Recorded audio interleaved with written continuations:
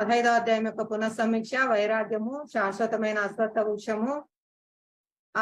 అసంగమన శస్త్రంతో ఖండించి వేయబడుతుంది. అసంగం అంటే మనం దీంతో మమేకం కాకుండా, ఈ మన ఇంద్రియ ప్రీతి కోసం కాకుండా కృష్ణుని ప్రీత్యర్థం మనం కార్యాలు చేయాలండి. మరణం తర్వాత ఆత్మ మరొక శరీరంలోనికి ప్రవేశింపజేయుట. మరణం తర్వాత ఆత్మ ఏ విధంగా మరొక శరీరానికి వెళ్తుంది? వాళ్ళ కోరికలు, వాళ్ళ యొక్క కర్మ ఫలితము. వాయువు ఏ గంధం అంటే దేనిపైన పయనిస్తుందో ఆ వాసన తీసుకొని వస్తుంది.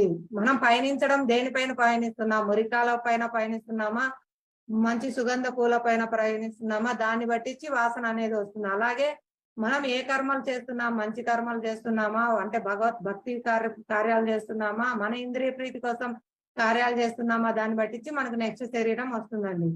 శ్రీకృష్ణ భగవానుడు చంద్రుని తేజస్సు నేనే, సూర్యుని తేజస్సు, అగ్ని తేజస్సు అన్ని నేనే, నా నుంచి అన్నిటికీ శక్తి వస్తుంది అని చెప్తున్నారు. సర్వ ఔషధాలకు జీవరసాన్ని, ఔషధాన్ని నేనే ఇస్తున్నాను, అందులో ఔషధ శక్తిని. నా శక్తి చేతనే ప్రతి గ్రహము తమ కక్ష యందు తిరుగుతున్నవి. ప్రాణుల దేహంలందరి జఠరాగ్ని నేనే అని చెప్తున్నారు. నా నుండి స్మృతి, జ్ఞానం, మరుపు అనేవి కలుగుచున్నవి. వేదాంతకర్తను, వేదాలు నెరిగిన వాడిని నేనే అని చెప్తున్నారు.